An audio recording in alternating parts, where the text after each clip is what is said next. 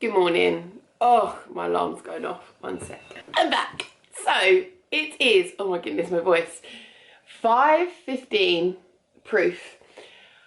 It's times like this when I think, am I crazy? So as you know, if you follow me, I'm currently training for a marathon, and that marathon is in 4 weeks time. So I thought that my last kind of final training runs, last 4 weeks, I'm going to vlog.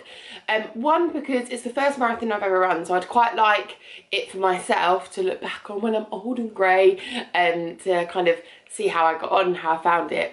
And two, I also thought it'd be like an interesting thing to maybe talk about mindset and keeping going, and setting challenges and etc, etc. So it is currently the 4th of March. The run is on the 3rd of April, so we've got a month to go, and today is Friday, and on Friday I do my long runs, and today I've got the longest run that I've ever done. I'm running 22 miles.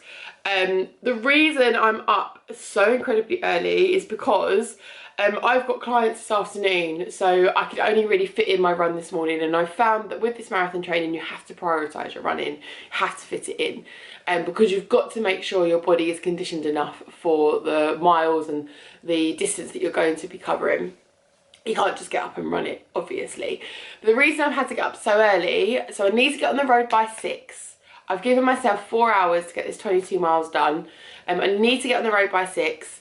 And I need to eat before that, because obviously as well I'm doing such a long distance. I have to make sure my body's fueled so that it's got resources to take from while I'm running. So I've just made myself a bowl of porridge. It's quite big, I probably won't eat all of it, and a coffee, and I've got 45 minutes now to kind of eat it, let it digest, and then go out for my run. So obviously when I'm running I will switch to phone vlog, because I'm not taking my big camera out with me, so the quality won't be as great, but I'm going to try and update you on like each of, not every mile, but when I feel like I can, to let you know how it's going. I'm going to hurry up and eat this. So I'm just prepping for my run, and I thought I'd talk you through the things that I wear to help me keep hydrated and also snacking as well. So when I go on my long runs I take water. Now for me a long run would be anything over over half a marathon, so 13 miles. I did a half marathon last week. I didn't take any water with me and I was absolutely fine. For some people this is different. I find that I don't really like to carry too much water, but when I go on my long runs, so anything plus 30 miles plus, if I don't hydrate every mile, just little sips, I can't finish, and I feel really dehydrated, I feel really shaky. So to solve this problem, I've bought a bladder. Well, I didn't buy it, I got it bought for me for my birthday. So this is a hydration bladder, and it attaches to this tube attaches to it, and you basically put this in your backpack. The tube comes around the front, which means that you can really easy access water. Now lots of people use this for like hiking and stuff like this. It's perfect for running, and it attaches to this, so I will also wear this. So the bladder goes in here, and then on the front here it's a really cool little backpack. It's got space for your snacks, and possibly more water, your keys, things like that. So this is a really handy tool. So if you're doing long distance running, I really suggest having it. The second thing that I would use, and I will use this on any run no matter what distance, is this free train vest. Now I put this on my stories a couple of days ago, and I had lots of people asking like, what is that? It looks amazing. I will show you. Okay, my camera died, but this is the free train vest. So it's just a vest that goes over you, elasticated straps, and what's really cool about it is it has this kind of pocket thing, so you can kind of put your phone in here, and it means that you can pull the pocket down and use your phone. It's so brilliant. So I wear this on all my runs, whether they're short runs or long runs. I don't look great in this headband, do I? And it also has Velcro up here for like this. I put my keys in, and here you can put like a little snack in. So it's a really great tool, but obviously I'm going to wear my backpack over the top of this with my bladder. Now I've managed to fill 1.5 litres of water in that bladder, so it's plenty for my run, and it's not heavy because it's kind of distributed across your back. It's actually really easy to run in. The only thing is it's quite cold on your back when you start, but then you heat up, so it's absolutely fine. So this is me ready. I've just got my bladder and my shoes to put on, and then I'm off on my run. Catch you later. So I thought I'd just quickly talk you through the snacks that I have on my run. So I take 2 of these. I don't always eat 2, but I get really hungry when I run. I think I must have a fast metabolism, so I like to be extra prepared. I did start with flapjacks, which I loved, but the oats were quite hard to swallow while you were running because they get stuck in your teeth. So I've gone for these naked bars because they're pretty smooth and they don't have any chunky bits in them. So I've got 2 of those. I'll only eat like a bite at a time, maybe like that much, and then put the rest away. And then these are like my rocket fuel, these candy kitten sweets. So again, I'll take these with me just for when I need that little bit of extra energy. But biggest tip is to practice what you're eating before you go onto your main marathon run, because you don't know how it's going to sit on your stomach.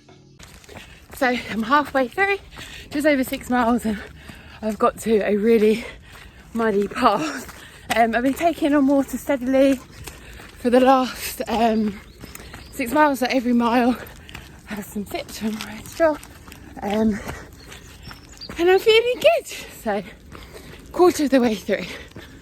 So 12 miles in, still feel pretty good. I've eaten a little bit of my naked bar, just the cashew one, and I've had one of my sweets. Normally would have eaten a bit more by now, but that breakfast is still kind of sitting on my stomach. But I know it's important to put my calories back in because I'm going to be burning them quick. So yeah, still sipping water every mile, feeling good. 12 miles, so not long to go, but I'm desperate for a wee, so I'm going to divert to my parents' house for a wee. Right, so I'm 18 miles in, 4 miles to go. I feel dreadful. My hip flexors are tight, my glutes hurt, I got stomach cramps, I'm not feeling great. My pace has dropped to 11.5-minute miles, which is slow for me anyway. And really now I'm just thinking I want to get through. Just had a little bit of a hill and I like kind of stopped. I have to hold back the tears, I'm a crier when I run. But I can do it. 4 miles to go, 1 foot in front of the other. It's the home stretch now. Oh, so I'm done. I've done 22 miles. That is the longest distance I have ever ran, but I actually felt great. There was a moment at 18 miles, so with 4 miles to go, where I stopped, had a bit of a cry, my head just went, and I tried to vlog it and I was just like, I couldn't vlog it. Anyway, my solution to it, so I normally listen to podcasts when I run, and I was like, screw it, I'm going to put the Disney playlist on. So I put on Disney playlists. I listened to some Moana, some Lion King, some Aladdin, and somehow it got me through. There was a point, I think, when I put the playlist on, my pace had gone down to 13-minute miles. It was really slow. And then I had the Moana song on and it went to 10 minutes, so really got my pace going as well. But yeah, felt really good. I had a horrible hill at the end, but just what happens sometimes. But yeah, feel really good, other than the fact that my legs are really stiff. So what I'm going to do now is try to take control of my recovery and try and give myself the best kind of head start with recovering before obviously I go to sleep tonight, because obviously when you're sleeping you get your most recovery from your sessions. So I'm currently running myself a bath. I'll show you the products I use in the bath that are just kind of muscle relaxers, but I've found them to be quite useful, so I'll show you those. And I also have a protein shake while I'm in the bath, because 2 birds 1 stone, so I'll show you what I put in that as well. Obviously protein is really good for our recovery. When we exercise, our muscles tear, and then when we eat protein it helps it knit it back together. Also good for muscle growth as well.